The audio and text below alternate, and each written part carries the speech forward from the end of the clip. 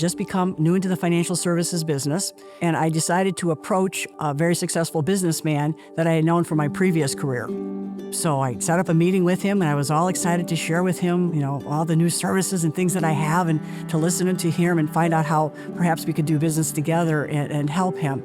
He looked at me straight in the face, and he said, "Kid, you're a rookie." He said, "Come back when you figured it all out." But a year later, I came back to his office and sat down with him. We continued our conversation, and he became one of my very, very best clients. Joe not only became a client, we've also became very good friends. We watched him through the evolution of multiple businesses that he did purchase. We helped him with his estate planning, his tax planning, his cash flow to get those businesses all so he could step aside and have a less busy life. Joe is in heaven now doing businesses, but before that happened, we also had the blessing and privilege of getting to work with his son, Joe Jr. Still working with Joe Jr. and his wife, and then third generation of Joe's grandchildren and great-grandchildren. So it has truly been a privilege to work with a family through 3 generations of co-creating wealth and cash flow, and to see all the dreams that have come true for that family. Mom's a fiercely independent woman, raised 4 children in the 1970s on her own as a single mom, and turned 65 and gotten cancer. And so she went through all the treatment, went through the work of it, and recovered. About 10 years later, it came back, and she was not about to go through any of that again. She was now 75. She called up one evening, and she began to start to talk about some questions I have for you that I don't think anybody else can answer. I can still visualize. I'm sitting in my living room, holding my phone. She begins talking about some concerns that she has about her final days. Through most of that conversation, I was muting and unmuting because I was so overwhelmed with emotion and crying. But then I said to myself, I have to show up here for her as an advisor. I do this with clients. I can do this for her. At the end of that, the relief, it was measurable.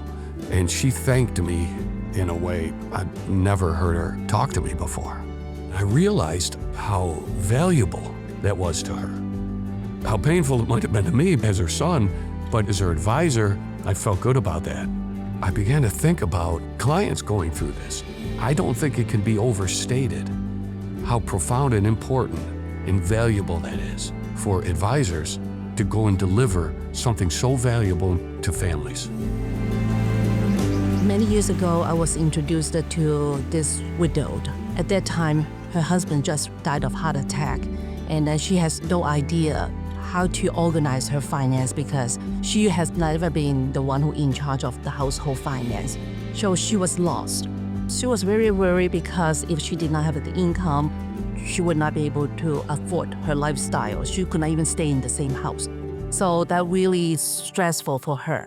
We went to different financial institutions, make a lot of the phone calls, and then we finally gathered the information, assets that we could count on to provide her the income in the long run. And then a few years later, I also lost my own husband as well. So at that time, it was kind of like a wake-up call to myself. I was saying that, you know what, just to take care of the financial component for this group of ladies was not sufficient. There was something missing because they were lonely as well. I create something is called My Dear Club. And the message for that is they are still being loved by somebody else. They can be loved by their financial advisor because we go beyond just the business relationship. They are all my friends as well. So that's why I still want them to have the smile on the face. And then I can be proud to say that I'm a good financial advisor.